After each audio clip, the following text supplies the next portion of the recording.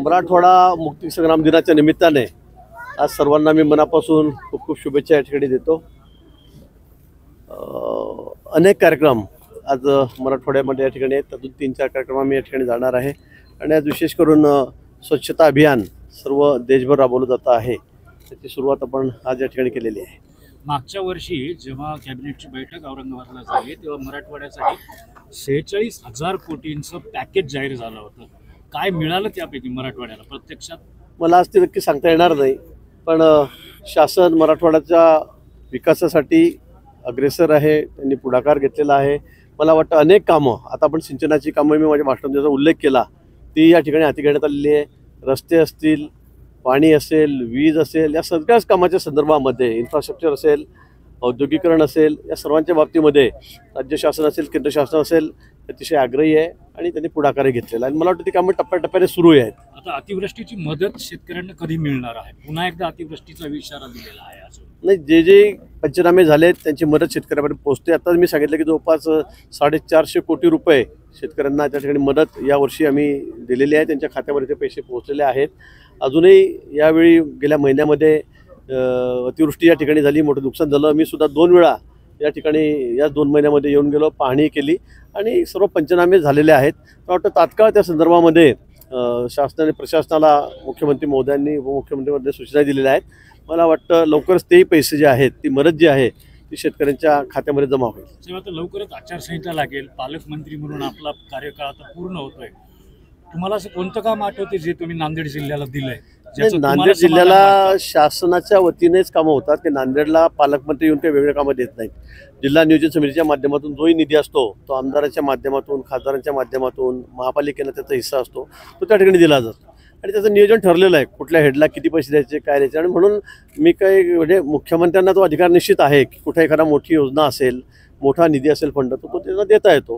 पण मला वाटतं जे DPDCच्या माध्यमातून आहे अतिशय योग्य नियोजन आम्ही या ठिकाणी केलं। आपण माझा कार्यकाळी 2 वर्षाचा बघितला असेल, इथे जी कामं प्रामुख्याने घ्यायची आहेत ती सर्व हाती घेण्यात आलेली आहेत, ज्यांना प्रायोरिटी द्यायची आहे त्यांना वेतन दिलेली आहे। सर, मुख्यमंत्री पदाचा चेहरा भाजपातर्फे कोण असणार आहे? कारण महाराष्ट्रामध्ये एक बॅनर युद्ध सुरू झालंय, राष्ट्रवादी वेगळा दावा करते, शिंदे सेना वेगळा दावा करते, भाजप वेगळा दावा करते, कोण आहे चेहरा?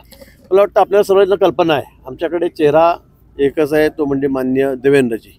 जर भाजपचा मुख्यमंत्री असेल तर देवेंद्रजीच होतील। या उपरही पक्षश्रेष्ठींना सर्व अधिकार आहेत, आमच्याकडे आम्हाला काही अधिकार नाही। पण आमच्या मनातला जो मुख्यमंत्री राज्यात आहे भाजपचा असेल तर ते देवेंद्रजीच आहे। नांदेड जिल्ह्यामध्ये काही लोक साथ सोडणार आहेत अशी चर्चा आहे। मला नाही वाटत असं कोणी सार्वजनिक सोडणार आहे। आपण चर्चा उपस्थित करताय। प्रताप पाटलांबद्दल काय मत आहे आपलं? काही नाही, प्रताप पाटील आमच्या सोबत आहेत, पक्षासोबतच आहेत आणि खंबीरपणे आहेत। आपल्याला दावा केलाय आता लोकसभेवर, काय राम पाटलांनी एक बैठक बघा, आता विधानसभेच्या निवडणुका समोर आहेत, दावा सगळेच करतील, एकेका जागेवर 5-5, 7-7 जण दावा करतायत, सगळीकडे महाराष्ट्रभर आहेत। पण शेवटी पक्षश्रेष्ठी ठरतील, तो निर्णय होईल, अंतिम होईल, तोच उमेदवार त्या ठिकाणी ठरेल। आणि आम्ही सर्व महायुती म्हणून, पक्षात तर आम्ही एकत्र राहूच, पण महायुती म्हणून सुद्धा आम्ही एकमताने एक दिलाने या ठिकाणी या निवडणुका लढवणार आहोत। सरकार तरेल हे निश्चित 100%। आपण बघा पुढे काय काय होतं ते। आता घोडा मैदान समोर आहे, एक 15 दिवसामध्ये, मला वाटतं 15 ते 20 दिवसामध्ये आचारसंहिता लागेल आणि येणाऱ्या विधानसभेमध्ये मोठ्या मताधिक्याने महायुतीलाच समर्थन या ठिकाणी या राज्यामध्ये मिळेल आणि पुन्हा आमचा महायुतीचाच मुख्यमंत्री या राज्यामध्ये होईल। वामन म्हात्रेंना अजून अटक झाली नाही, महाराष्ट्रात गृहमंत्री आहेत का? काय वामन म्हात्रेंना अजून अटक झाली नाही, महाराष्ट्रात गृहमंत्री आहेत का, असा सवाल आदित्य ठाकरेंनी विचारला। नाही, असं म्हणता येणार नाही आहेत का नाही आहेत। मला वाटतं पोलीस आपलं काम करत आहे, त्याच्यावर त्या ठिकाणी पोलीस सर्वतोपरी प्रयत्न करत आहे। म्हणून कोणाला अटक झाली नाही झाली म्हणून गृहमंत्री आहेत की नाही, गृह खातं आहे की नाही, मला वाटतं हा विषय असा होऊ शकत नाही। त्यांच्या काळामध्ये अनेक लोक होते ज्यांना अटक झाली नाही किंवा ते लवकर मिळाले नाही, म्हणून असं म्हणता येणार नाही। सर, जरांगे पाटलांनी पुन्हा उपोषण सुरू केलं, त्या समजा हैदराबाद मान्य नाही झाल्या तर सरकारला गुडघ्यावर टेकल्याशिवाय राहणार नाही। आता तो त्यांचा प्रश्न आहे, त्यांनी कोणाला गुडघा टेकवायचं नाही टेकवायचं, पण मला वाटतं या संदर्भामध्ये शासन अतिशय पॉझिटिव्ह आहे, सकारात्मक आहे।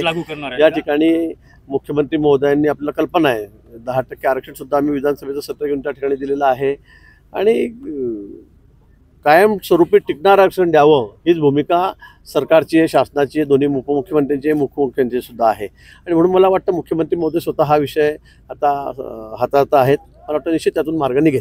SC-BCचं आरक्षण कोर्टाने कंटिन्यू केल्यानंतरही OBCतूनच आरक्षण द्या हा हट्टास कशासाठी असेल असं वाटतं तुम्हाला? आता ते जरांगे पाटील सांगू शकतात, तर ते मी सांगू नाही, शकणार पण तुमचं आकलन काय? नाही. माझं आकलन काही नाही. मी तर सांगितलं की आम्हाला टिकणारं आरक्षण द्यायचं आहे, ज्यातून आमच्या मराठा समाजातील युवकांना जास्तीत जास्त फायदा होईल. आज आमचा त्यामागचा उद्देश आहे. पण तो आता कोणाला काही वेगळं पाहिजे असेल तर आम्ही त्याला काही सांगू शकत नाही, बोलू शकत नाही. पंढरपुरात धनगर आरक्षणाच्या बैठकीत विष पिण्याचा प्रयत्न झाला. धनगर समाज बांधव आक्रमक झाले. मला वाटतं परवाही त्या संदर्भामध्ये माननीय मुख्यमंत्री विस्तृत बैठक घेतली. मला थोडा यायला उशीर झाला ट्रॅफिकमुळे नाशिकहून, त्यामुळे मी त्या बैठकीला पोहोचू शकलो नाही. तर मी त्या बैठकीला अपेक्षित होतो, परंतु त्यातून सकारात्मक चर्चा झाली. धनगर बांधव जे आहेत त्यांचे समाधान त्यातून झालेलं आहे आणि त्यातूनही लवकरच मार्ग निघेल.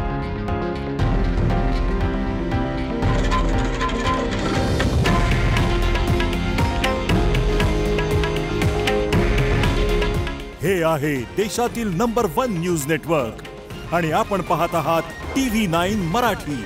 काळजी तुमची, हित महाराष्ट्राचं.